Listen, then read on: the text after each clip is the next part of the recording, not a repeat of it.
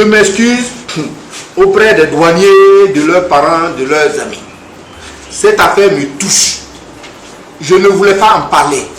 Parce qu'évidemment, à la douane, j'ai que des frères, des anciens collègues, des amis.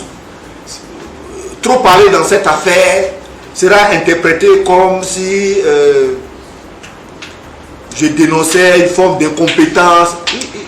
Vraiment qu'il m'excuse si je parle de ça. Et vous m'avez posé la question, je vais vous en parler. Moi, j'arrive en politique comment? J'arrive en politique parce que en 2008, j'ai fini de me convaincre que si tous les départements en Côte d'Ivoire étaient gérés comme on a géré la douane, ce pays n'aurait même pas besoin d'aide. C'est sur cette base, c'est ma conviction. Donc, s'il y a des faits qui tendent à démontrer le contraire, je me sens interpellé. On avait réglé ce problème de véhicules en 2005. Avant de le régler, il y avait plein de remous. Les vendeurs de véhicules ont fait grève. Je ne sais pas s'il y a des gens qui ont mon âge ici. Si vous êtes très jeunes. Ils ont fait grève. Je leur ai dit, gravez si vous voulez, mais moi je vous conseille de changer de métier parce qu'on va mettre de l'ordre. Mais on a mis de l'ordre. 2005, avant qu'on mette l'ordre, les recettes sur les véhicules d'occasion étaient de 15 milliards.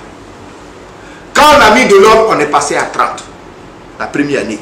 La deuxième année, on est passé à 45. Et quand je partais, il y a quelqu'un qui m'a dit sur Facebook, mais quand vous étiez là, les recettes plafonnaient à 700 et quelques milliards. Mais non, mais quand je partais, je regardais les recettes, j'avais la chair pour les prévisions. Parce que les réformes étaient arrivées à maturité. Donc on a réglé le problème. À tel point que en 2005, après ces réformes, il suffisait de prendre son téléphone portable, je ne dis même pas les smartphones. Vous demandez, vous rentrez le numéro d'un véhicule sur votre téléphone portable avec un code, c'était public. J'avais dit les douaniers, mais tout le monde avait accès. Et puis, le téléphone, le SMS vous répond, ce numéro de véhicule a été dédouané avec tel numéro de déclaration et à tel prix. Ou alors, vous dites, le numéro là n'est pas connu. Donc, si on n'avait rien changé, il suffisait pratiquement de cliquer, comme dit mon ami qui dit qu'on ne clique pas à Botro. Il suffisait de cliquer pour avoir tous les véhicules, la liste des véhicules qui n'ont pas été dédouanés en Côte d'Ivoire depuis 2005. Si on n'avait rien changé. Donc on ne serait pas là à faire des recherches sur le numéro de châssis. Non. On disait, demandez au système, donne-nous les numéros de tous les véhicules en circulation qui n'ont pas payé la douane. Et puis on avait la liste.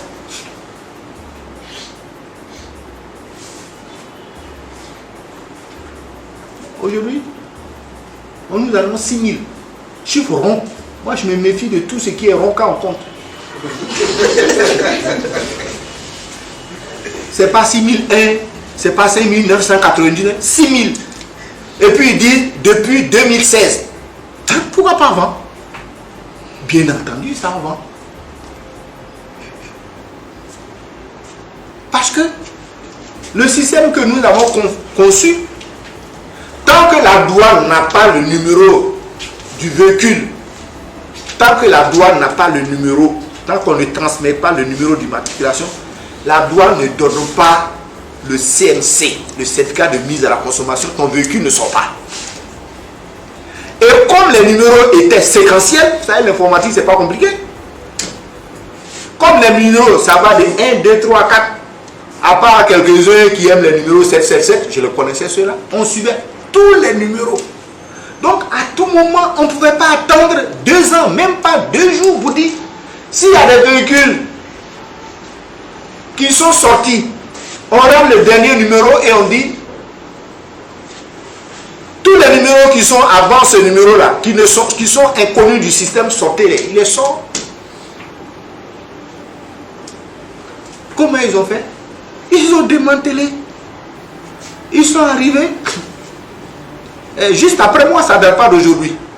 Parce que quand on en parle, il y a toujours des gens qui sont actuellement là qui pensent que c'est à eux qu'on s'adresse. Non, ça a été démantelé 2009, peut-être 2008 même. On a dit non. Les douaniers, bon, ça fait rien, on va vous envoyer le numéro d'après. De toute façon, on se connaît, on va vous envoyer.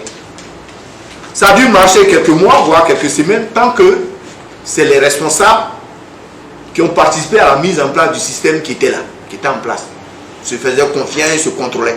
Mais dès que les gens ils sont partis, les gens ont vu que la faille était grande. Mais qui a payé? Ils sont sous-sortis. Ou ils ont payé le moins possible. Parce que dans la réforme qu'on avait effectuée à l'époque, il y avait non seulement le contrôle du dédouanement, mais la valeur des douaniers. Donc voilà, sur cette question, monsieur, je ne sais pas qu'est-ce que je dois ajouter, mais le système a changé. Et j'ai peur que ce ne soit pas le seul cas de changement. Si on remet tout en place, on aura les résultats. On aura les résultats. Parce qu'à l'époque où on faisait ces chiffres-là, que les chiffres augmentaient chaque année de 50 milliards environ, le pays était coupé en deux. Les grandes entreprises avaient délocalisé. On ne voyait pas les fils dans les supermarchés des femmes blanches avec des caddies et payaient pas cher. Ils étaient tous partis. Et la croissance était quasiment nulle, sinon négative. C'est dans ces conditions-là qu'on a réalisé les résultats que certains veulent minimiser. Toutes les marchandises passaient par les pays du Ghana, allaient là-bas en haut, et puis redescendaient en Côte d'Ivoire. C'est pour ça que j'ai été obligé, à mon corps ou à mon âme défendant, de brûler un camion pour dire ça suffit. Ça descendait. On faisait les réformes, ça marchait à Abidjan, mais les gens faisaient comme, ils passaient par le Ghana, ils disaient ils vont au Burkina, mais ils ne vont pas là-bas, ils rentrent par où vous savez. Vous demandez un retour à votre système? Mais bien sûr que je demande un retour à mon système, mais ce n'est pas mon système, ce que je dis. C'est nous tous qui avons fait ce travail. Et ça a marché. Pourquoi vous changez? Ça marche.